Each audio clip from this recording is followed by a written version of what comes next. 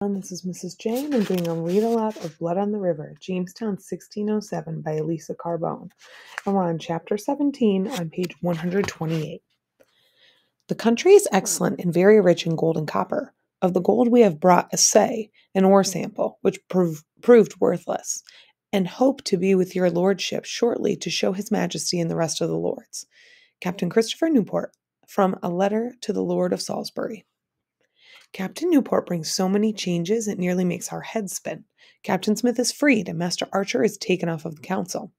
Our cabins are suddenly crowded with 60 new colonists, and the fort becomes noisy with several new dogs, a dozen hogs, and enough chickens to coat the ground of the whole fort with their droppings. He also brings a new boy, Thomas Savage. The men tease him because of his name. He is a savage, they say. Send him to live with the savages. Our storehouse is overflowing with the goods that the ship has brought: wheat, pork, ale, wine, butter, and beef. We eat very well, and since this puts everyone in a good mood, there is no more talk about stealing away to England. There's a fragile peace between the gentlemen, who were willing to kill us by starvation, and us commoners, who are ready to murder them in their beds. It's a good thing we have 60 new men and boys to help buffer our smoldering anger toward one another. A few days after Captain Newport arrives, we hear shouts of Wingapo, and look to see the Indians paddling to shore in 3 canoes. Wingapo, Captain Smith, they call. When the canoes land and the Indian men begin to pull them up on shore, Richard and I go closer. The canoes are filled with bread, fish, and meat: turkey, squirrel, deer, and raccoon. We don't even need to trade for food, I say to Richard. We've got so much in the storehouse now that our ship is here. But Richard's eyes are wide, fixed on something. I follow his gaze. In one of the canoes sits a little girl. She has straight black hair, cut very short on the front and the sides, and fastened into a long braid down her back. She wears several necklaces of pearls and copper, and a mantle of deerskin over one shoulder. As we watch, she jumps out of the canoe and trots over to Captain Smith. She is fairly skipping with excitement to see him. I hear some of what she says as she speaks to him in Algonquin. I bring gifts for my father, now that you are my countrymen. The food is not for trade? It is being delivered as a gift? It suddenly occurs to me who this girl must be. I grab Richard's arm. It's her, I whisper. I know, Richard whispers back. We watch her as she talks to Captain Smith. She's only a child. Captain Smith says she is about 10 years old. But in my mind, she's become like a goddess. She is Chief Powhatan's daughter, the girl who saved Captain Smith's life, the Indian princess who has more courage than 100 soldiers. Suddenly, to my surprise, I hear Captain Smith say in his clumsy Algonquin, "Come meet boys. They show you my home." My stomach does a little flip as Captain Smith leads her over to Richard and me. He tells her our names. I watch her happy, dark eyes and keep telling myself she's only a child, not one to be so awestruck about. "And this is Amanute," Captain Smith says to me and Richard, "but she is called Playful One, Pocahontas." Pocahontas grins. "Come and show me Captain Smith's home," she says. I translate for Richard and he nods enthusiastically. I point to our palisades. "Home there," I say in Algonquin.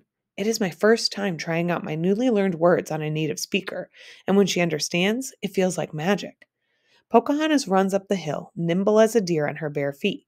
Richard and I follow. I always thought princesses were supposed to be quiet and proper and sit around looking royal. Not this princess. Pocahontas peeks inside the fort gates. The men on guard look at her and raise their eyebrows. She is the daughter of Chief Powhatan, I tell them. Pocahontas whips her head around when she hears her father's name. Then she runs to one of our cabins to look in the door. "This is Captain Smith's house?" she asks. "No," I shake my head. "Piakokwa," I say, and motion for her to follow me. I lead her to the cabin Captain Smith shares with Reverend Hunt, the carpenter John Layden, and several other men. She is fascinated with the cabin and with Captain Smith's belongings. Like a typical child, she wants to touch everything. And because she is a princess, Richard and I don't dare to stop her. She sits on one of the beds and jostles it, listening to the straw crackle. She grins at herself in the shaving mirror. She looks at all the muskets leaning against the wall and gives them a wide berth. I realize Captain Smith must have demonstrated his firepower to her tribe. When she sees Reverend Hunt's Bible, she opens it and gently touches the pages. I wonder if it is the first book she has ever seen.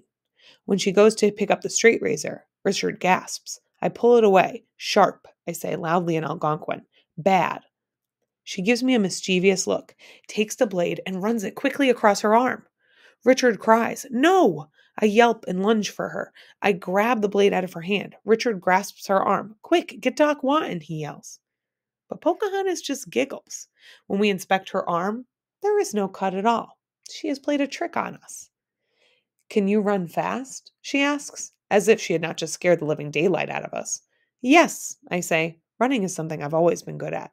She is asking me how fast I can run. I tell Richard. He leads us outside the cabin and takes me by the shoulders and makes me stand facing the main lane that goes down the center of our fort. Then she stands, Richard beside me, facing the same way.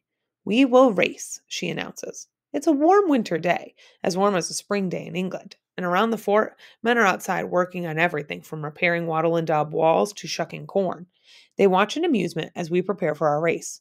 "To the wall," she says. I explain to Richard that we are about to race to the palisade wall.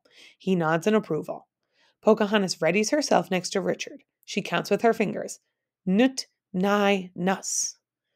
We run full speed down the lane, with dogs chasing and chickens squawking as they fly out of our way. I win by a little bit. Pocahontas's face glows with sweat. "You do run fast," she says. "But I am faster. I tripped on my mantle." And with that, she pulled off her mantle. She has nothing on underneath, but she seems not even to notice that she's naked. "We will race again," she says.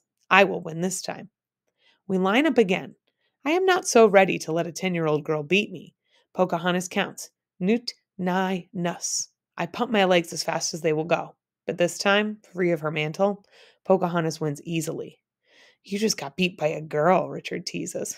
I grumble, but Pocahontas is already on to her next idea.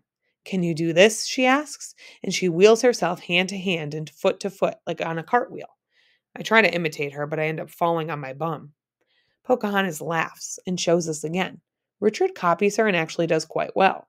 When I try, I fall off of my hip and my elbow, but then I start to get the hang of it. Talmadge Savage sees what we are doing and comes to join us. Soon we're all able to do cartwheels. The men look up from their work to watch us. 3 English boys in dirty shirts and worn out slops, and 1 naked Indian princess, tumbling like cartwheels all over the fort. Captain Newport tells us that the soil and rocks we sent back to England were just that, dirt and rocks. There was no gold in them at all. But the Virginia Company still wants gold, and Captain Newport is convinced we can find it for them. And so, early on a frosty morning, just a week or so after the ship has arrived, a group of men gather buckets, picks, and shovels and set off in search of gold to send back to England. They leave their cabins with their nighttime fires still burning. Someone from one of the cabins must have left a shirt draped over a chair near the embers, or a Bible on the table too close to the flames. Someone, somewhere. We never did find out where the fire started. "Fire!" someone shouts. I look to see orange flames leap from one thatched roof to another. I snatch up a bucket and race to the river, but by the time I get back, more cabins have caught fire. Flames lick their way down the palisade, spreading like spilled wine. Men stumble through the smoke, trying to find the front of the fort. A soldier comes running at me, his clothes aflame. He grabs my bucket and empties the water over his head. His shirt sizzles and he gasps, slapping the burned fabric. I return to the river, fill my bucket again. Captain Smith is there, shouting, ordering the men into a line. "Pass the buckets hand to hand," he yells. When we form a line that stretches from river to fort, and we pass the buckets quickly, one to another. Flames leap, and thick black smoke engulfs the entire fort. One side of the palisade buckles and falls. "Save the palisade!" someone cries. I see the men at the fort throwing bucket after bucket onto the burning posts. The wind blows smoke toward us, and it makes me cough. Cinders and bits of ash swirl in the air. I think of nothing except passing buckets of water until my fingers are blistered and arms ache. So much work. So many weeks we spent cutting trees, splitting clapboard, tying thatch, making wattle and daub. It's turning to ashes before our eyes. It is afternoon before we finally quell the flames. We manage to save a good part of the palisade, but the houses are virtually gone, along with everything in them. Even Reverend Hunt's Bible is lost in the blaze. And worst of all, the storehouse and all the food in it has been destroyed.